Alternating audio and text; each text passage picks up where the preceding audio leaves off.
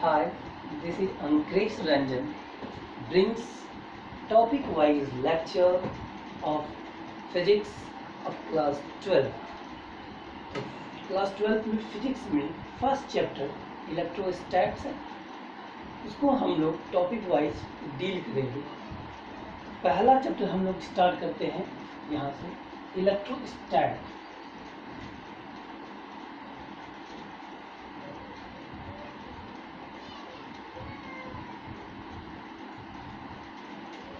Electrostatics the first chapter of physics class 12।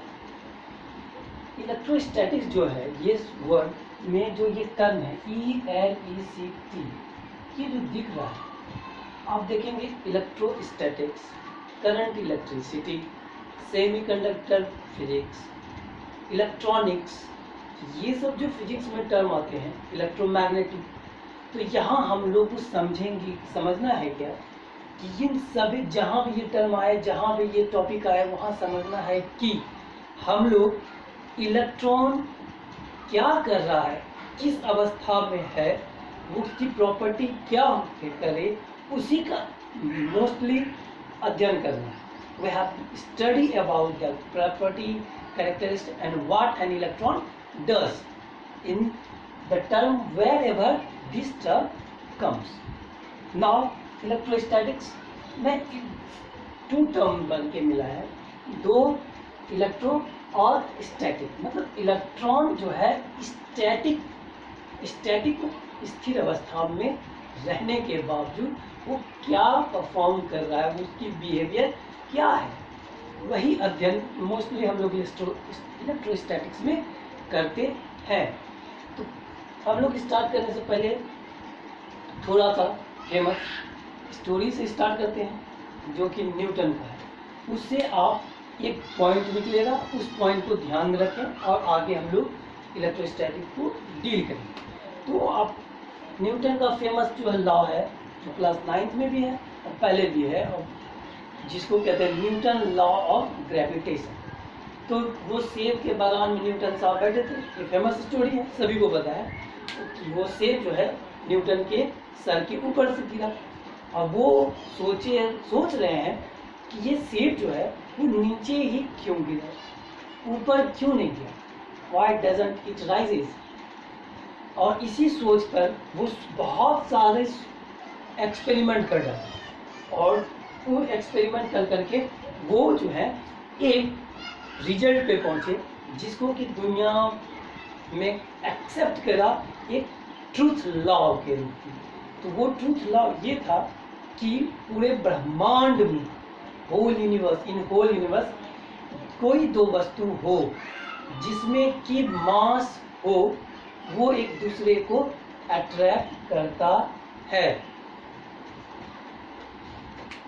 तब उससे famous law ये निकला कि एनी टू बॉडी हैविंग मास, या पॉइंट बॉडी कहें या बॉडी कहें, एनी टू पॉइंट मास और two body having mass attract each other with a force.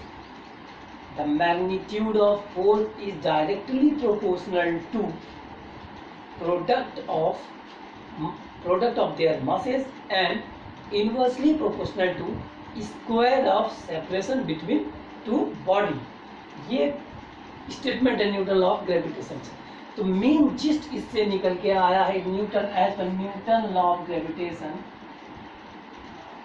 Newton law of gravitation. इससे जो मेन जिस्ट निकल के 2.2 bodies having mass attraction takes place between them. Attraction takes place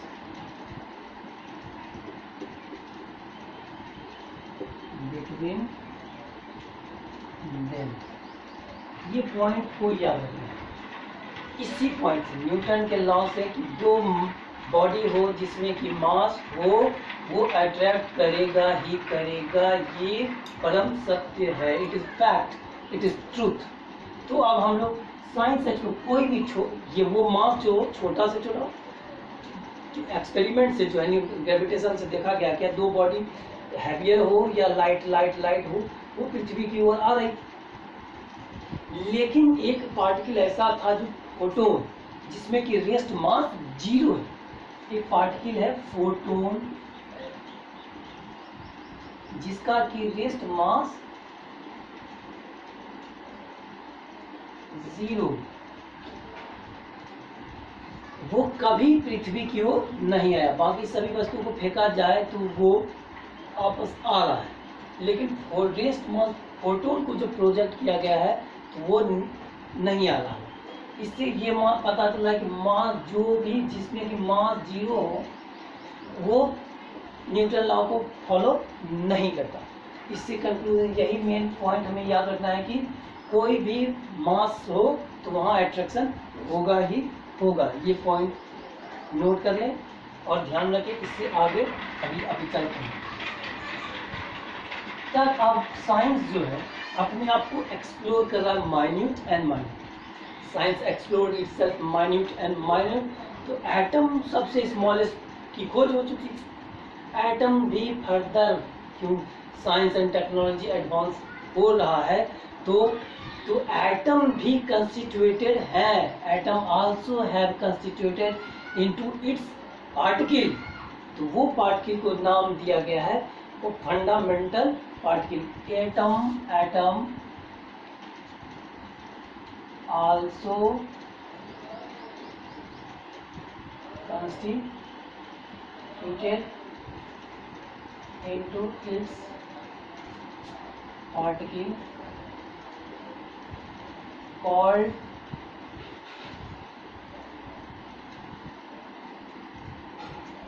elementary or fundamental particle।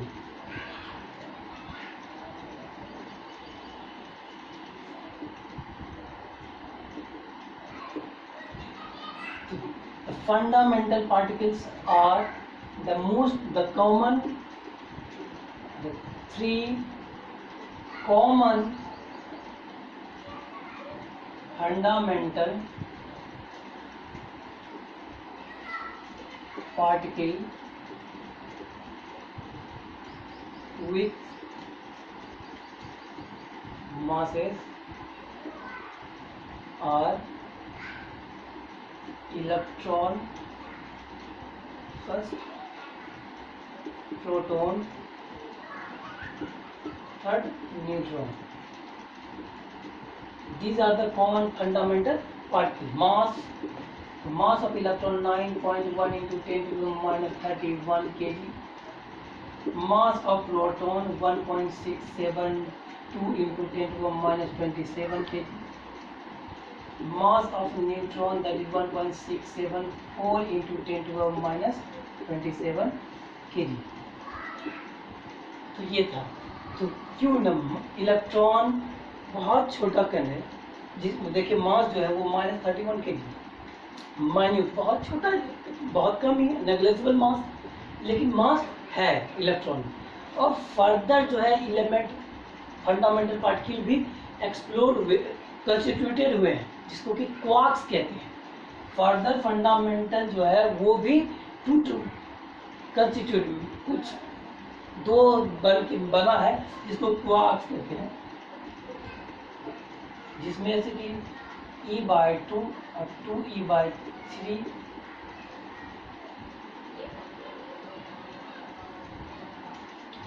E/3 और 2E/3 terms में रहता है।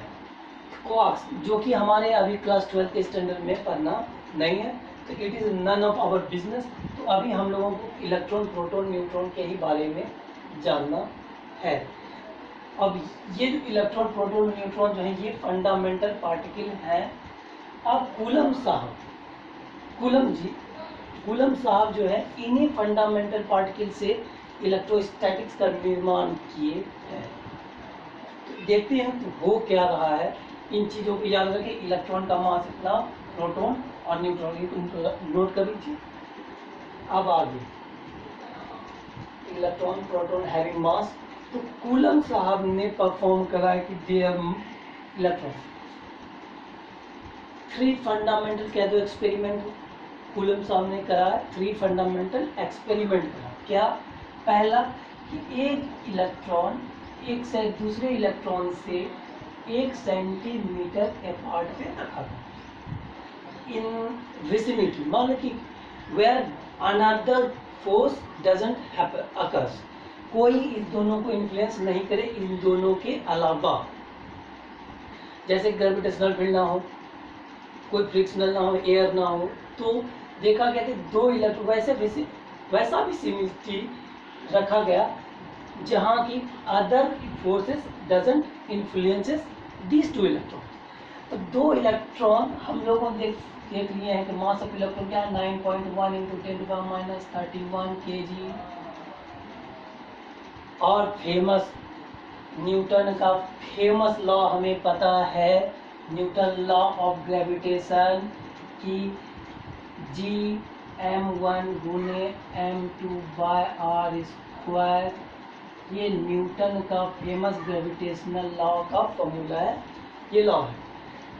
तो अब हमें पता है, तो न्यूटन के फेमस लॉ से मैंने पहले बताया है कि 2 पॉइंट मास भी क्यों ना हो, अगर दोनों में मास होगा तो दोनों के बीच अट्रैक्शन होना चाहिए। यहाँ 2 इलेक्ट्रॉन को 1 सेंटीमीटर के दूरी पे रखा गया है, तो फोर्स ऑफ अट्रैक्शन ग्रेविटेशन के अकॉर्डिंग इस दोनों के बीच force of gravitation between 2 electrons which is attractive exist कर रहा है फॉर्मूला के अकॉर्डिंग। उसका वैल्यू है क्या, लगभग 10⁻67 newton force of 2 electron due to their masses, due to mass. Electron के पास मास है और 1 सेंटीमीटर की दूरी पर रखा गया है, तो अट्रैक्टिव फोर्स की वैल्यू इतनी आ रही थी ड्यू टू मास। बट अगर अट्रैक्शन टेक्स प्लेस कर रहा है तो दोनों को क्या करना चाहिए, सट जाना चाहिए। कोई मैं हूँ या कोई एक दूसरे को अट्रैक्ट कर रहे हैं तो दोनों चिपक जाए, लेकिन ऐसा नहीं हुआ क्या एक्सपेरिमेंट में, they repel each other in addition to attractive force, they repel each other, repulsion takes place, repulsion takes place with a force value approximately equal to 10 to the power minus 23 Newton. Approximately 10 to the power minus 23 Newton, which is much greater than gravitational force. तो ये जो force लेके आया है, तो हम लोग देखें कि किसी भी फंडामेंटल ग्रेविटेशन से कि कोई बॉडी है जिसमें कि मास, तो मास जो एक इनहेरेंट प्रॉपर्टी है, तो इलेक्ट्रॉन के पास मास के अलावा इन कोई दूसरी प्रॉपर्टी जरूर है जो कि रिपल्सन लाया है। तो an electron have an additional characteristics, additional property in addition to their masses, which brings the repulsive force, which we call electric force. This force is called, जो कि रिपल्सन के बाद इलेक्ट्रिक फोर्स कह दिया गया। अब जो रिपल्सन में यहाँ अट्रैक्शन था तो ग्रेविटेशनल फोर्स कहते थे, ग्रेविटेशन, लेकिन दोनों के बीच जो है रिपल्सन हुआ, एक दूसरे को धक्का दिया, तो ये जो फोर्स रिपल्सन फोर्स, उस फोर्स को कुछ नाम देना था क्योंकि हम लोग को स्टडी करना है, इसी वजह से उन्होंने नाम दिया इलेक्ट्रिक फोर्स, कॉन्वेंशनली इलेक्ट्रिक फोर्स। तो यहाँ से कंक्लूजन ये निकल के आ रहा है कि इलेक्ट्रॉन के पास कोई कैरेक्टरिस्टिक छुपी हुई है जो कि इलेक्ट्रिक फोर्स नेचर में लेके आता है, तो उसी कैरेक्टरिस्टिक्स को नाम दिया गया है इनहेरेंट प्रॉपर्टी को नाम दिया गया है चार्ज। चार्ज क्या नाम दिया गया है? चार्ज। इलेक्ट्रॉन के पास एडिशनल प्रॉपर्टी। तो चार्ज को अब हम लोग which is not defined, define तो परफेक्टली डिफाइन नहीं कर सकते, लेकिन हम लोगों ने कोशिश करी है कूलम साहब के अकॉर्डिंग कि चार्ज को डिफाइन कैसे करें। तो charge is nothing but inherent property. तो चार्ज इट इज एन, ये लिख लें, it is an inherent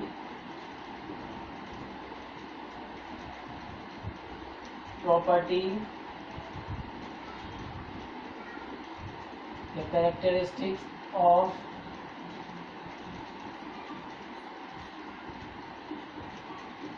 elementary or fundamental particle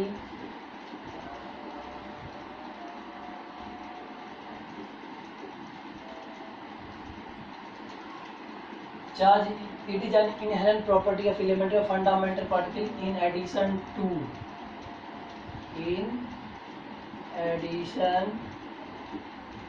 mass which brings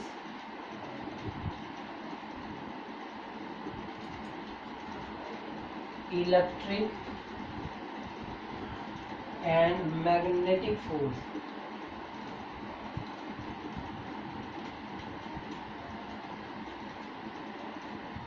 Magnetic force in nature. इसको आप कह सकते हैं इलेक्ट्रोमैग्नेटिक फोर्स। तो charge is an inherent internal characteristics of fundamental particle which establish electromagnetic force in nature, ये भी लिख सकते हैं। तो यही चार्ज बेसिकली, ये हम पहला एक्सपेरिमेंट से ये कंक्लूजन निकल के आया, वो प्रॉपर्टी आई चार्ज। इसको नोट डाउन कर लें। अब आगे चार्ज को मुझे लगता है चार्ज आपको समझ में आ गई होगी कि चार्ज है क्या। वो इलेक्ट्रॉन की प्रॉपर्टी है, इनहेरेंट, छुपी हुई प्रॉपर्टी। तो चार्ज, तो अब पहला एक्सपेरिमेंट था क्या, दो इलेक्ट्रॉन जब 1 सेंटीमीटर के अपार्ट पे रखा गया, अट्रैक्शन की जगह पे रिपल्सन आया, और जिसको कि इलेक्ट्रिक फोर्स कहते हैं, उसकी वैल्यू आई अप्रॉक्सीमेटली 10⁻24 न्यूटन या 23 या 24 न्यूटन। अब वही दो प्रोटॉन को भी रखा गया, दो प्रोटॉन को रखा गया 1 सेंटीमीटर अपार्ट पे।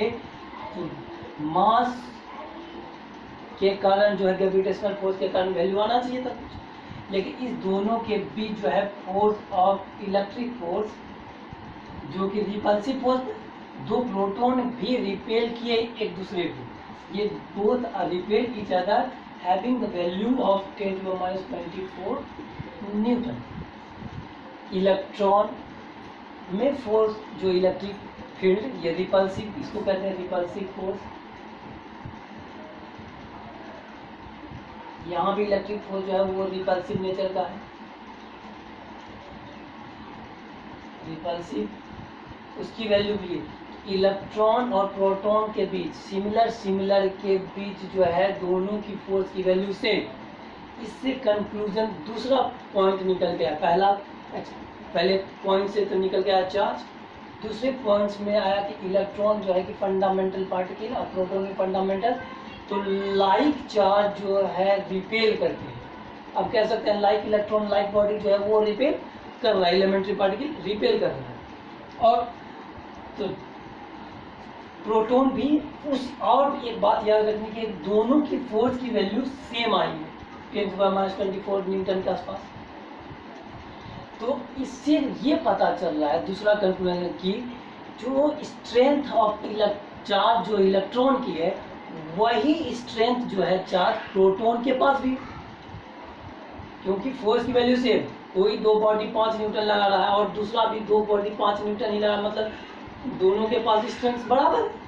तो ये चार्ज की क्वांटिटी या strength of charge on each one electron and one proton will same. दूसरा पॉइंट निकल के आया, strength of charge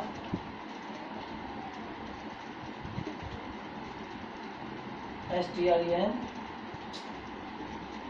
GT, strength of charge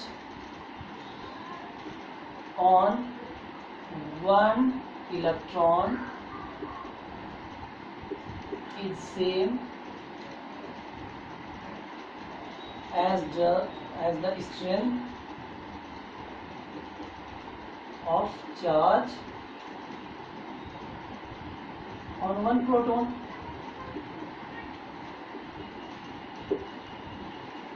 ये दूसरा पॉइंट, ये नोट इम्पोर्टेंट पॉइंट नोट कर लेना है. Strength of charge on one electron is same as the strength of charge on.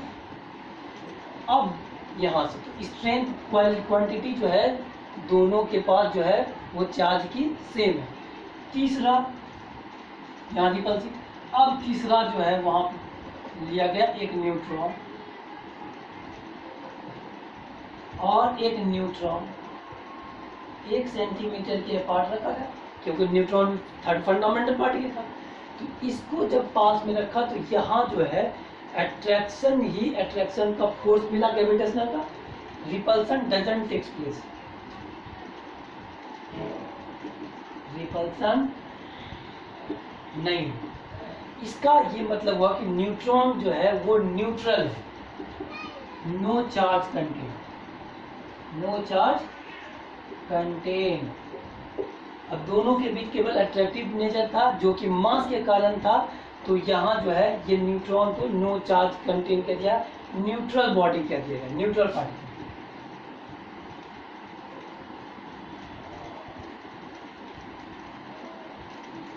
अब फर्दर अब एक इलेक्ट्रॉन और एक प्रोटॉन को लिया गया और 1 सेंटीमीटर के अपार्ट रखा गया. Now another experiment have been done by the Coulomb. One electron and one proton have been taken and kept 1 centimeter apart. They find that the value of force between these two particles, value of force between these two particles is same, having value 10 to the power minus 24 Newton. 10 to the power 24 Newton. तो अब एक electron और एक proton के जब रखे हैं 1 centimetre एक पार्ट में, तो यहाँ फोर्स की वैल्यू, लेकिन यहाँ जो है रिपल्सन नहीं होकर के अट्रैक्शन हुआ. इलेक्ट्रिक फोर्स जो है, इलेक्ट्रिक फोर्स वो अट्रैक्शन टेक्स. तो एक इलेक्ट्रॉन एक प्रोटॉन जो है वहाँ पे अट्रैक्शन हो रहे हैं. इसका ये मतलब कंक्लूजन निकला है कि स्ट्रेंथ ईच फंडामेंटल पार्टिकल में चार्ज की स्ट्रेंथ सेम है, लेकिन इलेक्ट्रॉन और प्रोटॉन का जो यहाँ अट्रैक्शन रिपल्सन की जगह पे अट्रैक्शन हो रहा है, मतलब नेचर अलग है. तो नेचर डिफरेंट. इससे ये कंक्लूजन निकला है कि like charge repel each other. Like charge repel, जो एक समान है वो दोनों एक दूसरे को रिपेल कर रहा है. यहाँ रिपेल लाइक है, इस पे जो प्रॉपर्टी है चार्ज वो भी लाइक, दोनों पे लाइक है, लाइक लाइक रिपल्सन. अब यहाँ अनलाइक डिसिमिलर चार्ज बॉडी को जब एक साथ लेके आया है तो वहाँ रिपल्सन की जगह, इसका मतलब है ये जो है उसके नेचर से विपरीत है. तो इस कह सकते हैं तब यहाँ पे चार्ज जो है आपको समझ में आया कि दो तरह के होंगे. इलेक्ट्रॉन पे एक अलग टाइप का और प्रोटॉन पे अलग टाइप का, लेकिन दोनों की स्ट्रेंथ सेम है.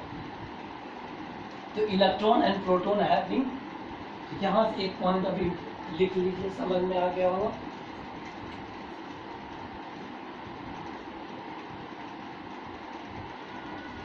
And electron and proton fundamental, तब वहां से चार्ज का फंडामेंटल लॉ जो है निकल के आता है. Fundamental laws of charge, fundamental law of charge like is that like charge repel each other and unlike charge attract each other. This is the fundamental law of charge, that like charge repel each other and unlike charge attract each other. और इन तीनों coulomb के तीनों experiment से ये conclusion निकला है कि पहला ये स्ट्रेंथ से निकला, उसके बाद दूसरा ये कि there is two type of charge, there is two types of charge. अब जो इलेक्ट्रॉन पे चार्ज दिया गया प्रोटॉन पे, ये जो है फंडामेंटल पार्टिकल पर चार्ज को डिस्टिंग्विश करता है. The property which distinguishes the charge is known as polarity of charge. एक पॉइंट और लिख लीजिए,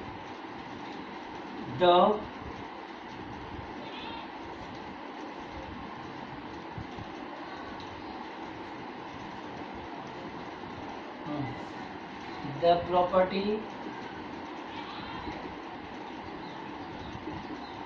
which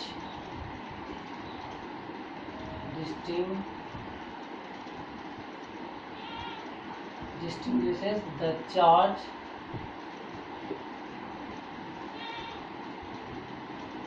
is called polarity.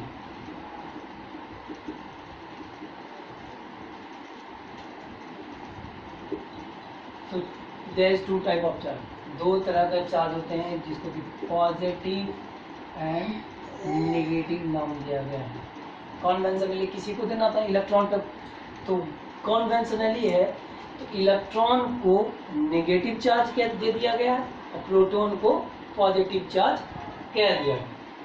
तो ये प्रॉपर्टी निकल, द प्रॉपर्टी व्हिच डिस्टिंग्विशेस, दो चार्ज को जो अलग अलग कर दे प्रॉपर्टी, उसे कहते हैं polarity of charge.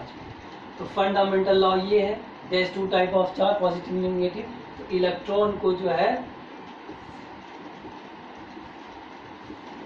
Electron negatively charge body, charge particle, and proton positively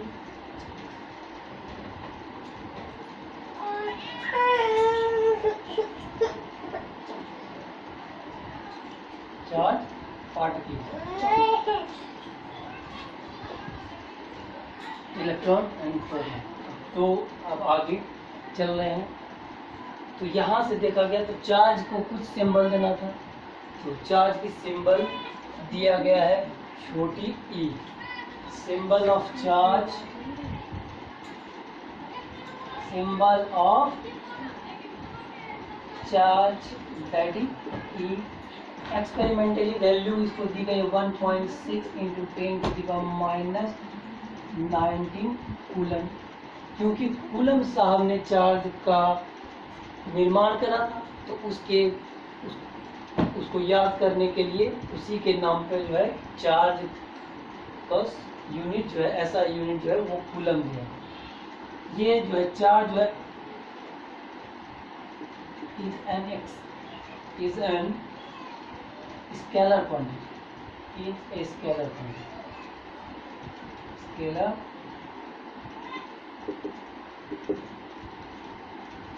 दो तरह के चार्ज नेचर में, सिंबल ऑफ चार्ज ई और बेस.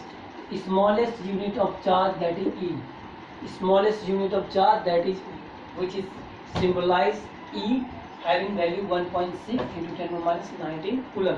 तो मिनिमम चार्ज की वैल्यू इतनी होगी, इससे कम नहीं होगी, वो आगे हायर क्लासेस में हम लोग उसको पढ़ेंगे, लेकिन अभी तक यही देखना है. चार्ज एक स्केलर क्वांटिटी है. तो अब हम चलते हैं इलेक्ट्रोस्टैटिक्स. तो यही था इलेक्ट्रॉन में जो प्रॉपर्टी वो चार्ज है. तो चार्ज जब स्टैटिक स्टेट में रहता है उसको हम लोग इलेक्ट्रोस्टैटिक्स के टर्म्स में पढ़ते हैं या इलेक्ट्रोस्टैटिक्स के टर्म्स में पढ़ेंगे. तो फर्स्ट चैप्टर में हम लोग अध्ययन करेंगे इलेक्ट्रोस्टैटिक्स, मतलब चार्ज जो है वो रेस्ट में क्या क्या बिहेवियर कैसे कैसे शो कर रहा है. तो इलेक्ट्रोस्टैटिक्स इसको डिफाइन कर सकते हैं, it is a branch of physics which study the charge at static state. Electrostatic define as study of charge at steady state. Electrostatic, that a branch of physics which under which we study the charge at static state. अब यहाँ से चले, अब आगे जो है electrostatic, वो जो है इलेक्ट्रोमैग्नेटिज्म का एक पार्ट, इलेक्ट्रोमैग्नेटिज्म का पार्ट, जहाँ की इलेक्ट्रोस्टैटिक्स, इलेक्ट्रोडायनेमिक्स। इलेक्ट्रोस्टैटिक्स में स्टैटिक, सेकेंड चैप्टर जो हमारा करंट इलेक्ट्रिसिटी, वहाँ फ्लो, यूनिफॉर्म रूप से चार्ज फ्लो कर रहा है। आइसोलेटेड में इलेक्ट्रोमैग्नेटिक वेव में आइसोलेशन तीन तरह के होंगे, इलेक्ट्रोस्टैटिक, इलेक्ट्रोडायनेमिक, और इलेक्ट्रोडायनेमिक दो तरह के, एक यूनिफॉर्म रूप से फ्लो कर रहा हो और आइसोलेट, दूसरे में आइसोलेटेड रूप से जब फ्लो करता है चार्ज। तो इलेक्ट्रोस्टैटिक जो है हम लोग चलना शुरू कर रहे हैं अब। तो आप बेसिकली चार्ज हो गया, types of charge, two types, और मेथड ऑफ चार्जिंग, कैसे कैसे कोई वस्तु जो है वो चार्ज हो सकता है। तो मेथड ऑफ चार्जिंग से पहले जो है हम लोग प्रॉपर्टी थोड़ा पढ़ लें, चार्ज की प्रॉपर्टी। तो property of charge, next topic is property of charge.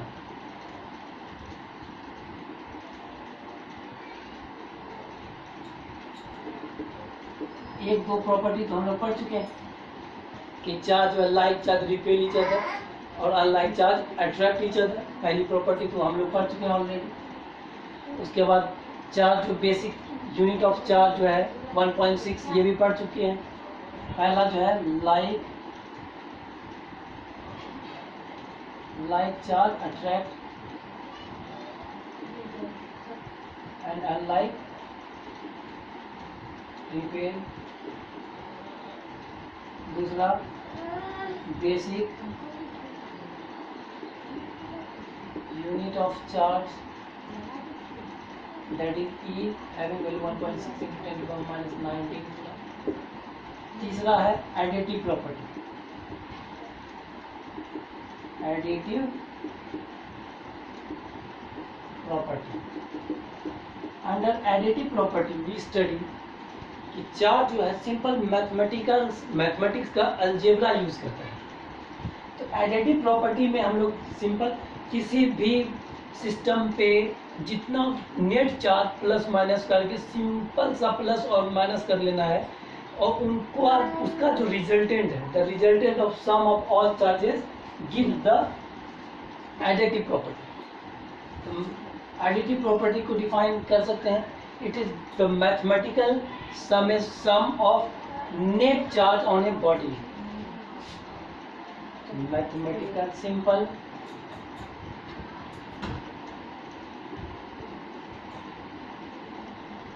sum of net charge, sum of all charges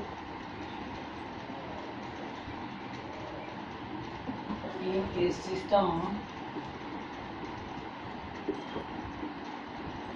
additive. Let us suppose a system A and a system B. Additive का मतलब तो A पे plus plus plus और minus minus minus, तो A पे जो है 3 positive दिख रहा है और 3 निगेटिव दिख रहा है। तो इस पे नेट चार्ज अगर करा जाए तो सिंपल 3 प्लस और 3 माइनस दोनों का सम करेंगे तो 0। इस पे मान लो 4 प्लस ओनली 4 पॉजिटिव है, तो इस पे वैल्यू होगी 4, पॉजिटिव की वैल्यू जो होगी वो 4। तो अब अगर मान लो A और B को कंटेन करना है किसी एक सिस्टम में, C is a system containing A and B both, तो net charge on C will occur, ये 0 + 4 दैट इज 4। सिंपल सा ऐड कर लेना। अब अगर मान लीजिए किसी का माइनस, ये बॉडी का माइनस है और ये 2 प्लस, तो नेट चार्ज होगा 1 2 3 4, तो -4 और प्लस सिंपल सब को +2 that is -2, -2 that is 2 electron, excess of electron, 2 electron है। -2 आने का मतलब, माइनस आने का मतलब है कि वहाँ इलेक्ट्रॉन है, प्लस वाले आने का तो एडिटिव प्रॉपर्टी का सिंपल सा मैथमेटिकल अलजेब्रा का रूप में हम लोग ऐड करते हैं। दूसरी प्रॉपर्टी क्वांटाइजेशन प्रॉपर्टी, दूसरी प्रॉपर्टी क्वांटाइजेशन, और तीसरी जो है वो कंजर्वेशन। तो कंजर्वेशन और क्वांटाइजेशन तो हम लोग पढ़ लेते हैं अभी। थर्ड कंजर्वेशन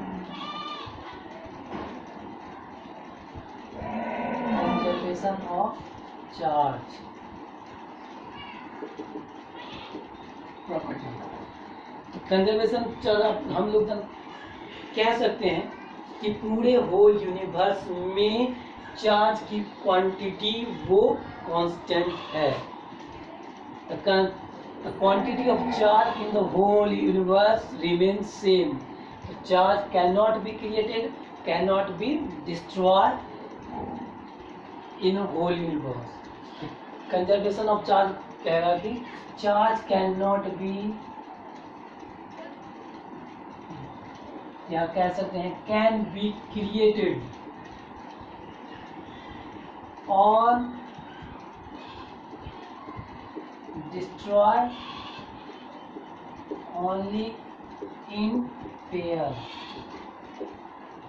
कंजर्वेशन से ये निकला, क्योंकि एक्सपेरिमेंट में जो कूलम साहब के अकॉर्डिंग जो है वो बताया गया कि चार्ज जो है एक इलेक्ट्रॉन और एक प्रोटॉन को अगर रख दिया जाए किसी सिस्टम में तो उस सिस्टम पे देखा गया नेट चार्ज जो है वो 0 होता है, मतलब वो न्यूट्रल है, ना तो अट्रैक्शन ना तो रिपल्सन वहाँ पे टेक्स प्लेस हो रहा है। अगर सिस्टम में एक इलेक्ट्रॉन और एक प्रोटॉन को रख दिया जाए, पॉजिटिव एक नेगेटिव चार्ज एक पॉजिटिव चार्ज बॉडी को, और उसको एक इक्वल सिस्टम मान लिया जाए तो उस पर नेट चार्ज जो है 0, ना तो अट्रैक्शन ना टेक्स रिपल्सन।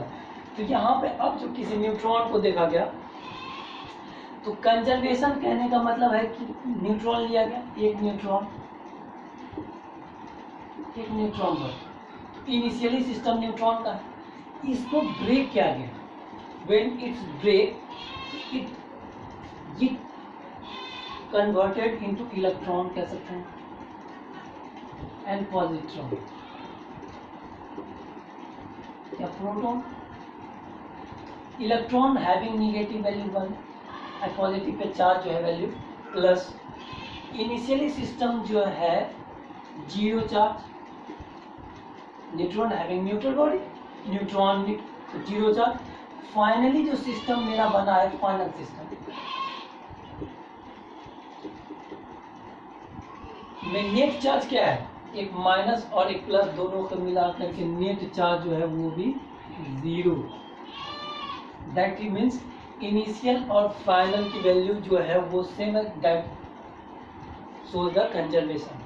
तो यहाँ पे देखिए चार्ज को हमने क्रिएट करा है, एक माइनस और प्लस जो है वो क्रिएट हुआ है लेकिन पेयर में। हमेशा charge always create in pair और डिस्ट्रॉय। अगर दो एक इलेक्ट्रॉन और एक प्रोटॉन को या कहें एक नेगेटिव और एक पॉजिटिव चार्ज को जब ले सम अप किया जाए या कोलैप्स किया जाए तो देख कर collapse and make neutral body. अगर इसी को रिवर्स प्रोसेस में देखा जाए तो एक इलेक्ट्रॉन एक पॉजिट्रॉन या प्रोटॉन को जब कोलैप्स किया जाए एक दूसरे पे, वो न्यूट्रॉन का निर्माण कर देता है, जिसका कि जो चार्ज तो डिस्ट्रॉय भी हो रहा है रिवर्स में, और यहाँ क्रिएशन में हो रहा है। तो चार्ज क्रिएटेड और destroy.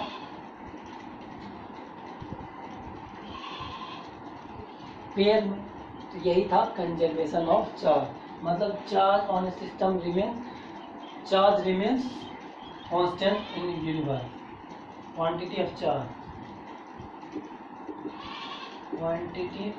charge remains constant in universe। क्या तो हो गया। अब तीसरी प्रॉपर्टी जो है वो है ये तीसरा हो गया, 1 2 3 4, और पांचवा जो है वो कंजर्वेशन हो गया, quantization of charge, quantization of charge.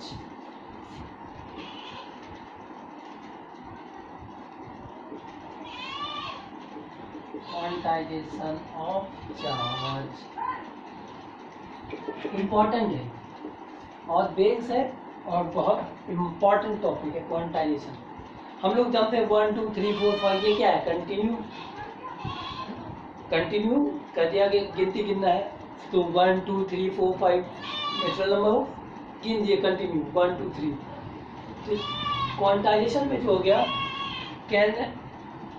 Continuity नहीं, एकदम कंटिन्यूटी नहीं होने की, डिस्क्रीट, ये 1 और 2 के बीच जो है अनंत नंबर 1 2 3 1.1 होगा, 1.001 02 03, ये जो है ये डिस्क्रीट है, कंटिन्यू नहीं, ये डिस्क्रीट में है, डिस्क्रीट में है, कंटिन्यूअस कहीं फ्लो नहीं, कहीं भी एक, ये जो एक लाइन मान लो, एक लाइन है, ये यहाँ से लेके यहाँ तक एकदम कंटिन्यू, कहीं भी गैप नहीं है, यहाँ अगर काट दिया जाए तो ये डिसकंटिन्यू हो गई, तो ये डिसकंटिन्यूएशन डिस्क्रीट, ये डिस्क्रीट मैनर।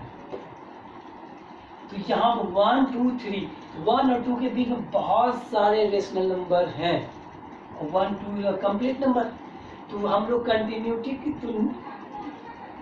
देखना है तो चार्ज जो है वो डिस्क्रीट पैकेट में रहता है, मतलब किसी बॉडी को चार्ज करा गया है उसमें इंटेजर रूप में जाएगा, 1 जाएगा 2 3 4, किसी पे मुंह से निकला 1 इलेक्ट्रॉन निकला, या मुझ पे आया तो 1 इलेक्ट्रॉन आया, या 10 आ जाए, 1000 आ जाए, लाख आ जाए, तो ये जो है कंप्लीट पैक में जाएंगे, मतलब डिस्क्रीट पैकेट में, charge retains in discrete manner, charge retains in discrete manner या discrete packet. Quantization means the net charge on a body will be integral multiple of base unit of charge. According to quantization, net charge on a system will be an integral multiple of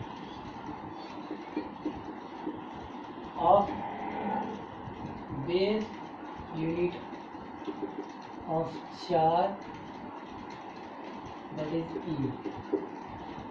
Net charge on a system will be an integral multiple of base unit of charge E. So here let us Q be the net charge, N be the integer, E be the, where N is an integer. Net charge on a system will be integral multiple of an E base unit. यही है कि discrete packet में रहता है, ये continuity नहीं। लेकिन अब मान लीजिए क्योंकि इलेक्ट्रॉन जो है वो फ्लो कर रहा होगा कहीं भी, तो एक छोटे से हमको we know that about 1 centimetre cube के वॉल्यूम में अप्रोक्सीमेटली 24 एटम रहते हैं, एग्जिस्ट कर सकता है। 1 सेंटीमीटर क्यूब या 1 मीटर क्यूब के बॉडी में 10⁻24 एटम, एंड एटम में जो है वो बहुत सारे इलेक्ट्रॉन, एक एटम में various number of electrons takes place, तो वो समंदर रहता है। इसलिए हम लोग जो है गैस जो है उसको डिस्टिंग्विश नहीं कर पाते, हम लोग समझते हैं कि कंटिन्यूअस है, लेकिन एक्चुअल में वो डिस्क्रीट टू कंप्लीट पैकेट में रहता है। 1 2 ट्रांसफर होता है, मतलब इलेक्ट्रॉन या charge transfer from one body to other body in complete packet, complete manner. Quantization है according charge transfer from one body to other in complete form.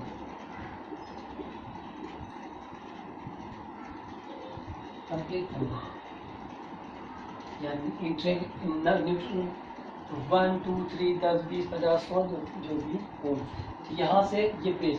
इस पर एक सवाल अब आता है, यहाँ से सवाल शुरू होता है। पहला सवाल, question, find net charge on a body which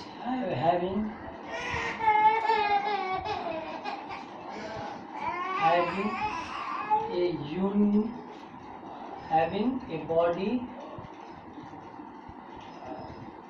with minimum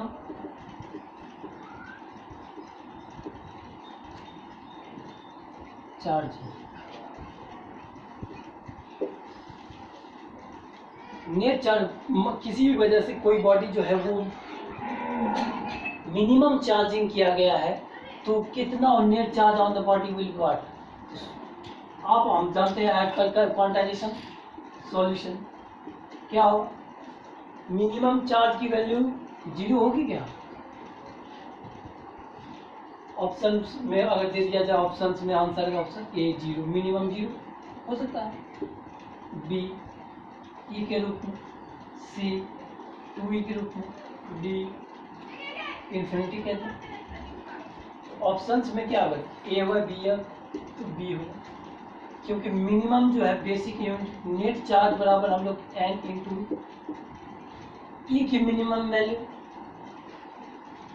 ये एन तो 1 हो सकता है, 1.6 इंटू 10⁻⁻⁹ कूलम।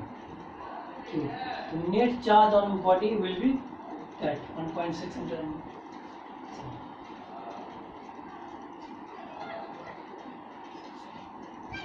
अब आगे फर्दर प्रॉब्लम लेके आएंगे और नया टॉपिक होगा मेथड ऑफ चार्जिंग और